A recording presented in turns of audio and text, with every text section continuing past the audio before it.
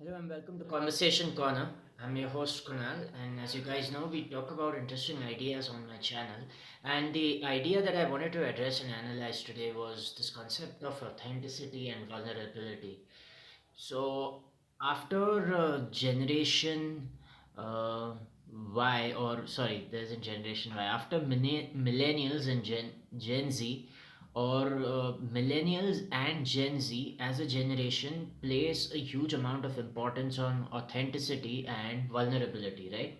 So, authenticity basically pertains to being who you are and not changing yourself because you see some gain somewhere and changing your core beliefs to adapt to external situations. And vulnerability is sharing your shortcomings with others and being very clear about your weaknesses and your insecurities.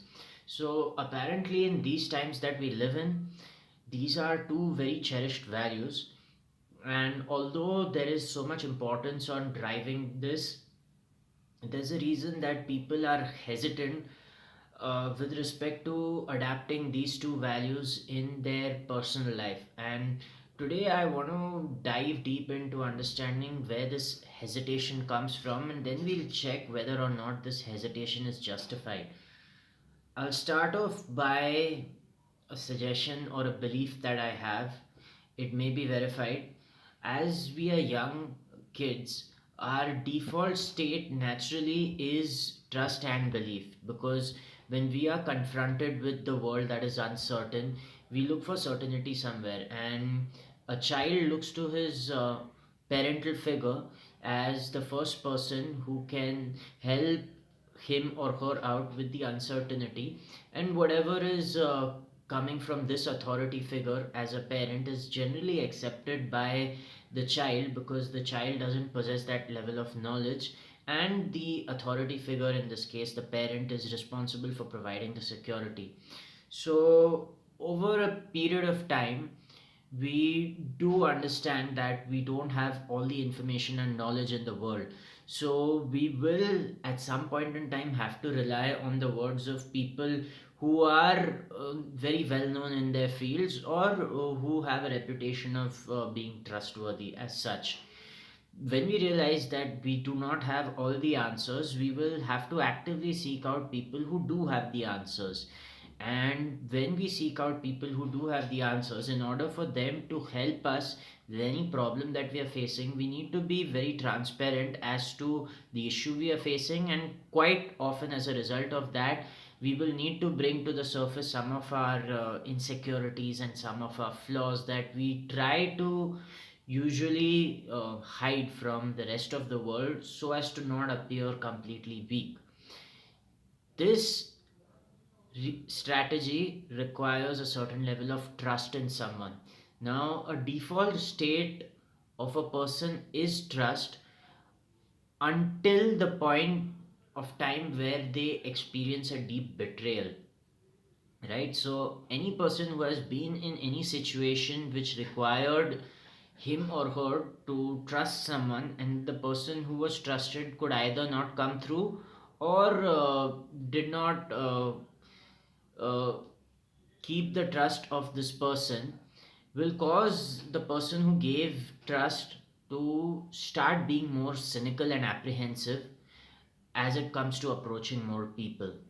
So the trust for this person reduces significantly, and every time he needs to find solutions to his or her, every time this person needs to find solutions to their problem, they will try and solve the problem on their own.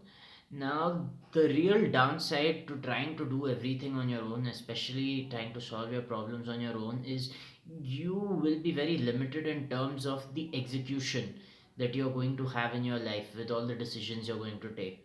If you take the sole responsibility of solving your problems without counsel from anyone, what will end up happening is you'll make very little or no progress in terms of the real progress you want to have in life, right? Because you are so apprehensive, the data that you'll gather will be either through Google or through some other means of search or observation from your personal experience, and Your personal experience is going to be limited as compared to the experience of someone who's been there and done that. So there's a difference between getting information from Google and getting information from some experienced person who's sitting right across you. I do believe that knowledge transfer happens far faster when two people sit face to face and have an exchange of words. In my opinion, this is the fastest way of acquiring knowledge, because then you're given a step by step breakdown of what you're supposed to do. So this is very obvious when you try something like Microsoft Excel. You can try 10 ways to figure out something and you can get the answer, but if someone shows you the steps to accomplish what you want, you'll get what you want far easily.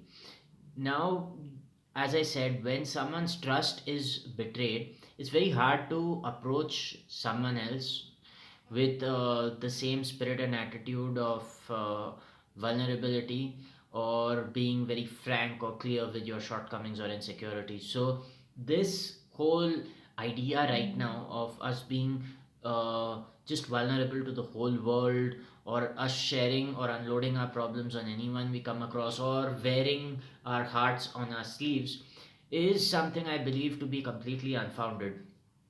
Why is that so? Well, everyone we come across is dealing with something of their own in their life. There are very few people who are in such a situation where nothing's really afflicting them at that point in time.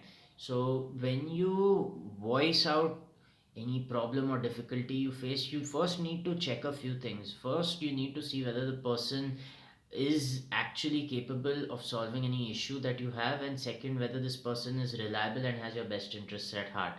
If you're just going to voice out any issues you're facing, what you're doing ideally is you're complaining. The reason people will show you a lot of sympathy and support when you complain is they are vibrating at the same level, right? Everyone loves to talk about what's wrong, but very few people are willing to suggest solutions and then execute on them. So when you will voice these complaints out, you'll definitely have an ear to listen to you, but is there a chance that the solution comes across? Is there a chance that you actually solve the problem? I don't think so. They say that a problem shared is a problem half, but I don't see how a problem can be half just by talking about it. When you have something that's afflicting you, you do want a solution. You don't want to wallow in that situation, which is why you need to find someone who's been there, done that, or someone who can have the answers to your problems and has your best interest at heart. So you need to be very careful when you approach someone with respect to any challenging situation that you're facing for which you're looking for a solution. And this whole idea of pouring your heart out to strangers on the internet seems a bit bizarre, and sometimes it'll be counterintuitive too, because when you're putting that facade sorry when you're putting out a message, I believe your communication tells a lot about the perception people develop about you. So when you're openly signaling that you're vulnerable to attack, that's when people who don't have your best interest at heart might want to take you down, might want to kick you when you're down, and that can really cause a beating to your spirit. So don't blindly follow advice that says just wear your heart on your sleeves, or say things as they are precisely. There's a time and place for you to say what needs to be said.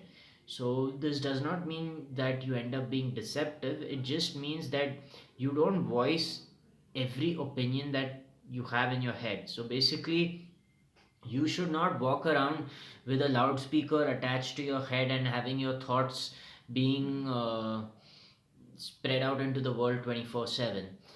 A very dangerous trend that started on social media, I don't know when, was trying to encourage everyone to share their feelings more as such. Now, if you've ever sat in a restaurant and seen customers behave rudely with waiters, generally you don't see the waiters giving it back to them, or shouting back at the customers, because that would entail risking their job, and that's something most people do not want to do, right?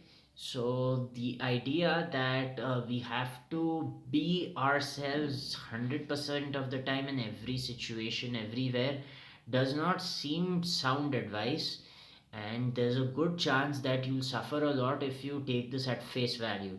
So understand that in the world you will have to operate with a certain level of tact, although it would be ideal if everyone could just voice what they wanted to without worrying about the repercussions. That's what I wanted to tell you in this video. If you feel that this has value, just let me know. If not, let me know if you do not agree with what I have said. Drop your comments and let's see where the conversation goes.